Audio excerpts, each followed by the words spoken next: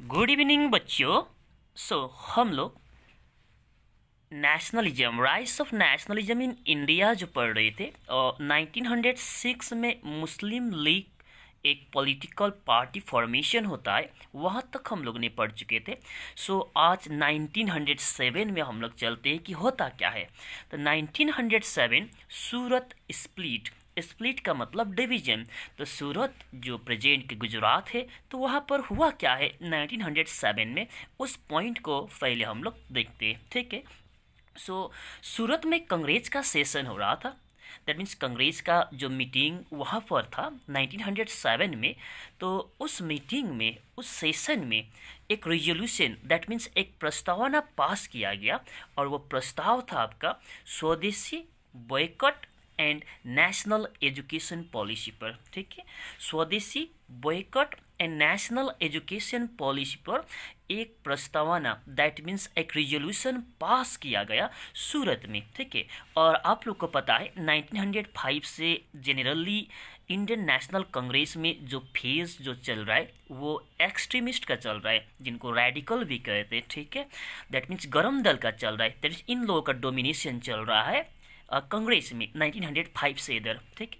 तो यहाँ पर ये जो रिजोल्यूशन जो पास कराया था, जनरली एक्सट्रीमिस्ट यही चाहते थे स्वदेशी बॉयकॉट और नेशनल एजुकेशन पॉलिसी पर एक रिजोल्यूशन पास कराना। दैट मीन्स इंडियंस लोग जो है स्वदेशी प्रोडक्ट को इम्पोर्टेंस दे, फॉरेन प्रोडक्ट को बॉयकॉट करे, और इसी तरह से इंडिया का अपना नेशनल एजुकेशन पॉलिसी हो, ब्रिटिश एजुकेशन पॉलिसी को बॉयकॉट करना है। तो यहाँ ये था जनरली एक्सट्रीमिस्ट का ये पॉलिसी था। ठीक है।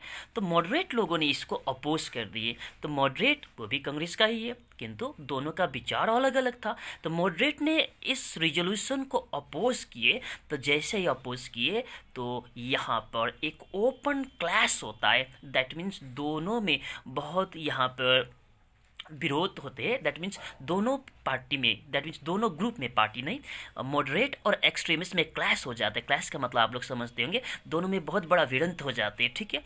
और इसके बाद यहाँ पर जो मॉडरेट है और एक्सट्रीमिस्ट है तो इंडियन नेशनल कांग्रेस ही एक ही पार्टी, और दोनों का विचारधारा अलग था। किंतु अब 1907 से दोनों पूरी तरह से एक दूसरे का थोड़ा अपोनेंट जैसा काम करने लगते। तो यहाँ पर मॉडरेट जो है कांग्रेस में ही रह करके काम करते, और एक्सट्रीमिस्ट जो है ये लोग जनरली ये कांग्रेस का पार्ट भी न कह सकते उस समय, ये लोग आउटसाइड सपोर्ट करते हैं कांग्रेस को। ठीक है। कांग्रेस तो है, इंडियन नेशनल कांग्रेस का ही पार्ट है वो भी, किंतु वो आउटसाइड सपोर्ट ही देते हैं, क्योंकि इन लोगों का विचारधारा टोटली अलग था। ये लोग चाहते थे स्वदेशी बॉयकॉट नेशनल एजुकेशन पॉलिसी का रिजोल्यूशन पास ये लोग कराए, किंतु अपोज कर दिया मॉडरेट ने, इसीलिए। ओके। तो यहाँ पर ये मॉडरेट और एक्सट्रीमिस्ट में फूट होता है, दैट मीन्स दोनों में डिवीजन होता है। ठीक है। ओपन क्लास होता है 1907 में। ओके। इसी तरह से 1908 में देखेंगे बंगाल में खुदीराम बोस बंगाल का है। ठीक है। प्रफुल्ल चाकी बंगाल का है। ये दोनों को वायलेंट नेशनलिस्ट का रूप में भी जाना जाता है। दैट मीन्स नेशनलिज्म जो है, फीलिंग ऑफ वननेस जो है, इसको ये लोगों ने जो एक्सप्रेस किए वो बहुत ही वायलेंट वे में किए। तो कैसे इन लोगों को हम लोग वायलेंट नेशनलिस्ट कहेंगे, क्योंकि ये लोगों ने बॉम्ब थ्रो करने का काम किए। वो टू ब्रिटिश लेडीज़ पर ये लोगों ने बॉम्ब थ्रो किए, और ये जनरली इन लोगों ने उन लोगों को तो नहीं किए थे, 2 ब्रिटिश लेडीज़ को नहीं किए थे, एक जॉर्ज को किए थे। ठीक है। एक जॉर्ज को किए थे, मतलब इन लोगों का प्लान था मारना एक जॉर्ज को, ब्रिटिश जॉर्ज को। ठीक है। किंतु ये लोगों ने मिस्टेकनली उस जहाँ पर बम थ्रू किए लोगों ने, तो वहाँ पर वो जॉर्ज मौजूद नहीं थे, 2 ब्रिटिश लेडीज़ थे। तो इसीलिए इसके बाद इन लोगों को जब अरेस्ट किया गया तो खुदीराम बोस को हैंग किया गया, फांसी दिया गया, और प्रफुल्ल चाकी अपने से सुसाइड करके मर गए। ठीक है। तो इन लोगों को वायलेंट नेशनलिज्म का टॉपिक से भी इस तरह से देखा जाता है, दैट इज वायलेंट नेशनलिस्ट भी हम लोग कह सकते हैं, क्योंकि इन लोगों ने नेशनलिज्म को एक वायलेंट वे में वहाँ पर एक्सप्रेस किए। ठीक है। और इसी तरह से 1909 में मॉर्ली मिंटो रिफॉर्म भी कहते हैं। इसको इंडियन काउंसिल एक्ट ऑफ 1909, इसको ऑफिशियल वे में इंडियन काउंसिल एक्ट ऑफ 1909 कहते हैं। और इसको मोर्ले मिंटो रिफॉर्म का नाम से भी जाना जाता है। और ये इसीलिए कि ये जो एक्ट पास कराने में जो इम्पोर्टेंट रोल है, मोर्ले जो सेक्रेटरी थे, ठीक है, सेक्रेटरी ऑफ द स्टेट थे उस समय, और मिंटो जो थे वो वाइसरॉय थे, मिंटो जो थे वो वाइसरॉय थे, ठीक है। तो इसीलिए इन्हीं लोगों का नाम में इसको मोर्ले मिंटो रिफॉर्म भी कहते हैं।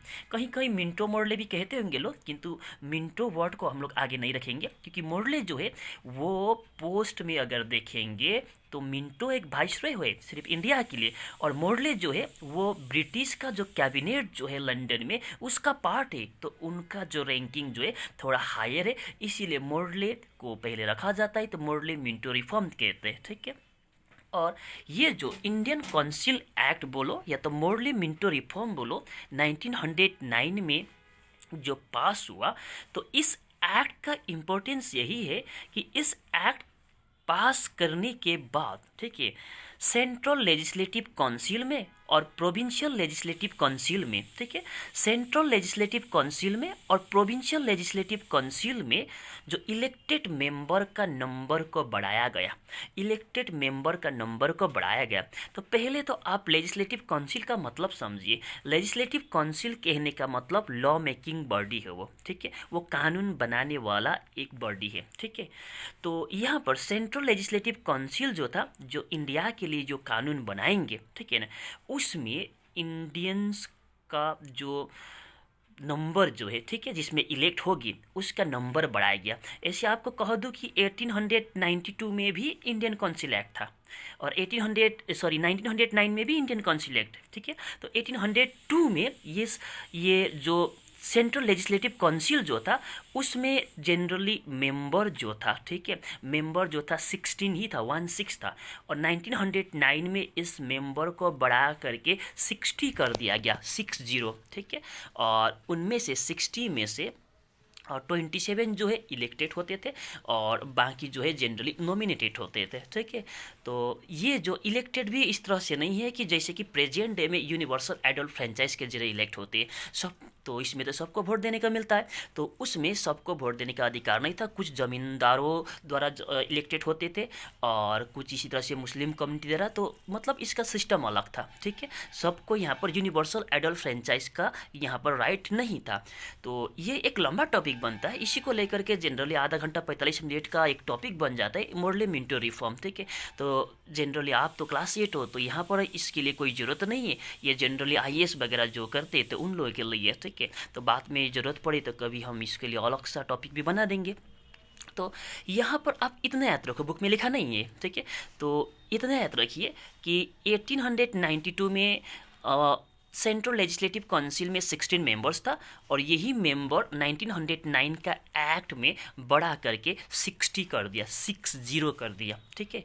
और यहाँ पर 1909 में ये भी कहा गया कि वो जो मेंबर जो है उनमें से 27 जो है इलेक्टेड होंगे। तो इलेक्टेड तो होंगे, ऐसे नहीं कि यूनिवर्सल एडल्ट फ्रेंचाइज के जरिए होंगे, ठीक है। कुछ स्पेशल लोगों को ही वहाँ पर आपका वोट देने का अधिकार मिलेगा, किंतु जो भी हो इलेक्टेड होंगे। तो इलेक्टेड होंगे तो वो लोग लॉ मेकिंग में, दैट मीन्स लेजिस्लेटिव काउंसिल का पार्ट हो गए, तो कानून बनाने में उन लोगों का भी रोल रहेगा, दैट मीन्स कानून बनाने में इंडियंस का भी रोल रहेगा, ठीक है।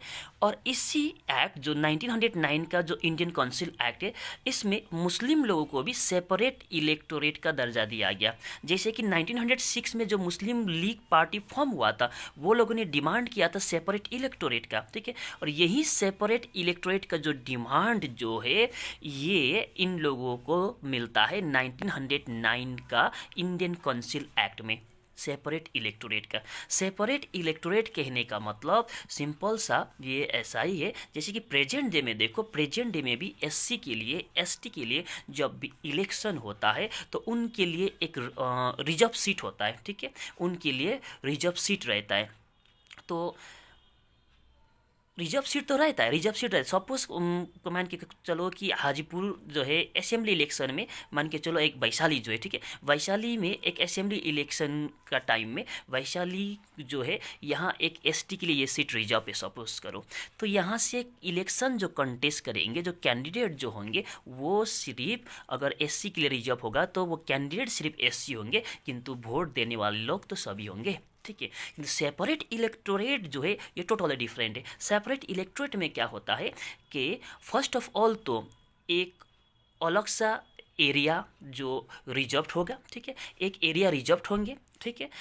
जैसे कि मुस्लिम के लिए एक एरिया रिजर्व्ड हो गया, और उस एरिया में और भी होंगे, हिंदू भी होंगे, ठीक है, क्रिश्चियन भी होंगे, किंतु वोट कम देंगे, सिर्फ मुस्लिम ही उसमें वोट देंगे, बाकी लोग वोट नहीं देंगे। यानी सेपरेट इलेक्टोरेट का मतलब यही है कि एक यहाँ पर कि एरिया जो होगा सेपरेट एरिया रिजर्व किया जाएगा जनरली मुस्लिम के लिए, और वहाँ पर जो वोट देने वाले लोग जो होंगे मुस्लिम ही होंगे, और कैंडिडेट जो होंगे वो तो मुस्लिम ही होंगे, कोई बात नहीं, कैंडिडेट जो होंगे मुस्लिम हो, उससे कोई प्रॉब्लम नहीं, किंतु वोट देने वाले भी सिर्फ मुस्लिम ही होंगे। मुस्लिम कैंडिडेट को वोट मुस्लिम ही देंगे, हिंदू नहीं देंगे, क्रिश्चियन नहीं देंगे। दैट मीन्स ये भी एक तरह से ब्रिटिश लोगों का सोचा समझा divide and rule, that means communal violence लाने का एक जो सोचा समझा प्लान था, टारगेट था, ठीक है। तो आज के लिए इतना ही।